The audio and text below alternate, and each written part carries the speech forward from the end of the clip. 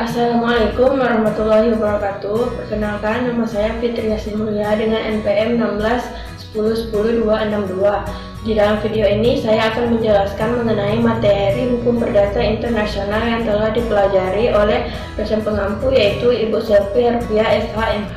Baiklah, saya akan menjelaskan sedikit mengenai materi ini. Selamat menonton. Baiklah, materi yang pertama yaitu mengenai pengertian hukum perdata internasional. Pengertiannya di sini ada yang menurut para ahli, ada yang menurut secara umum. Yang pertama itu menurut para ahli Van Bracket, hukum perdata internasional adalah hukum nasional yang dibuat untuk hubungan hukum internasional. Yang kedua itu menurut Suryanti Hartono, hukum perdata internasional adalah peristiwa atau hubungan hukum yang mengandung unsur-unsur asing baik di bidang privat maupun di bidang publik. Sedangkan yang menurut secara umumnya hukum perdata internasional adalah keseluruhan kaidah atau asas hukum yang mengatur hubungan perdata yang melintasi batas suatu negara, atau secara umumnya yaitu hukum yang mengatur hubungan hukum perdata antara pelaku hukum yang tunduk pada hukum perdata internasional yang berlainan.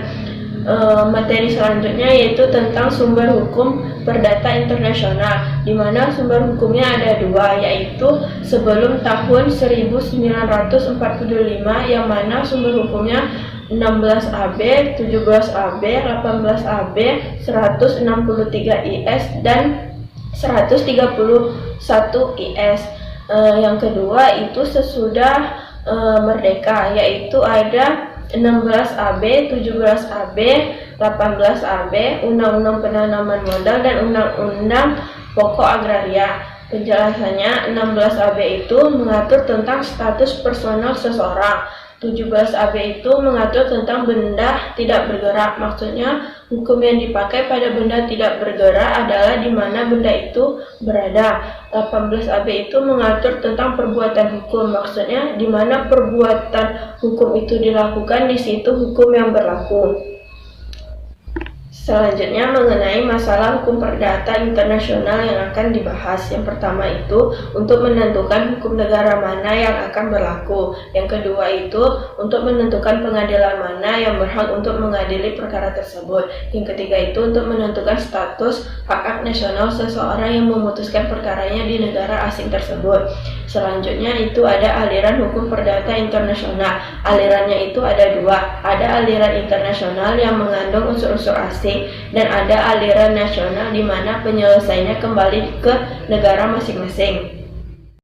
Selanjutnya yaitu mengenai macam-macam titik taut, yaitu ada titik taut primer. Maksudnya di sini unsur-unsur yang menunjukkan bahwa suatu peristiwa hukum merupakan peristiwa hukum perdata internasional atau peristiwa hukum perdata nasional. Apabila adanya unsur-unsur asing, maka dapat dikatakan sebagai peristiwa hukum perdata internasional. Apabila tidak ada, maka dapat disebut sebagai peristiwa hukum perdata nasional.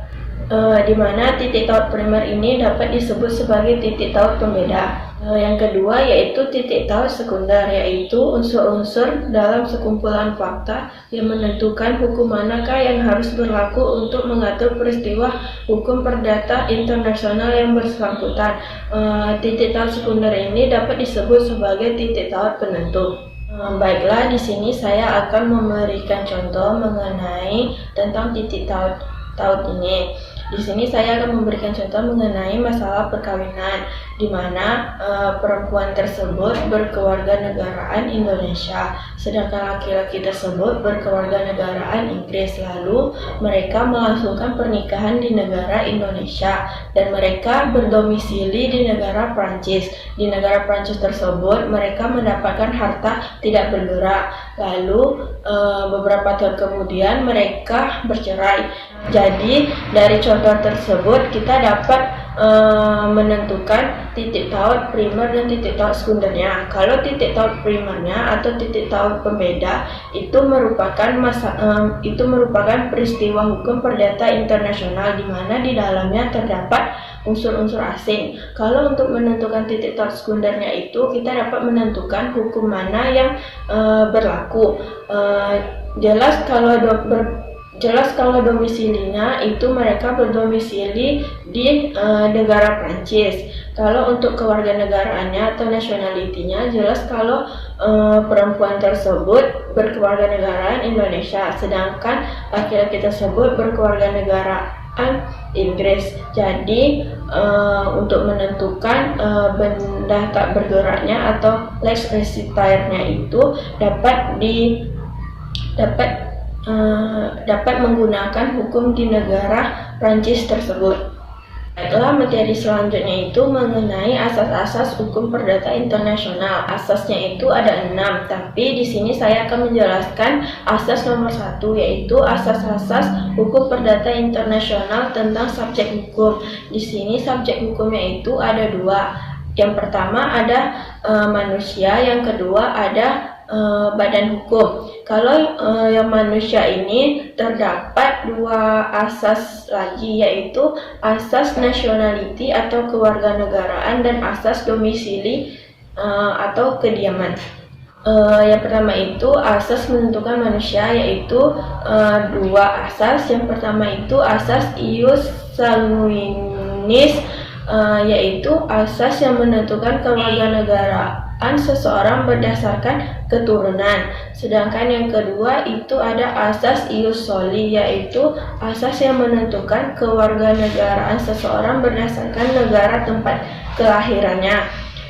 Yang kedua itu asas domisili. Terdapat 3 asas. Yang pertama itu asas of origin, yaitu tempat kediaman permanen seseorang karena kelahiran tersebut. Yang kedua itu asas of deference, yaitu tempat kediaman seseorang karena bergantungan kepada orang lain. Yang ketiga itu asas domisili of choice, yaitu tempat berkediaman seseorang dibuktikan dari fakta-fakta kehadirannya di suatu tempat tertentu. Kedua itu asas tentang subjek hukum yang menentukan badan hukumnya. Itu ada 4 asas. Yang pertama itu asas kewarganegaraan, yaitu status badan hukum ditentukan berdasarkan hukum dari tempat mayoritas pemegang saham menjadi warga negara atau berdomisili. Yang kedua itu ada asas Center of Administration, yaitu status badan hukum tunduk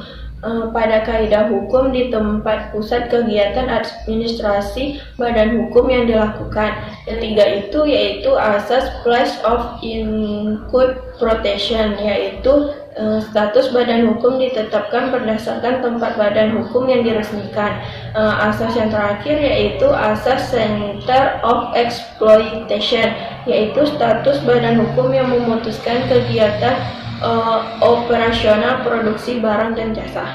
Baiklah, sekian hasil pembahasan dari materi hukum perdata internasional yang dapat saya jelaskan. Lebih dan kurangnya saya mohon maaf. Saya sudahi. Wassalamualaikum warahmatullahi wabarakatuh.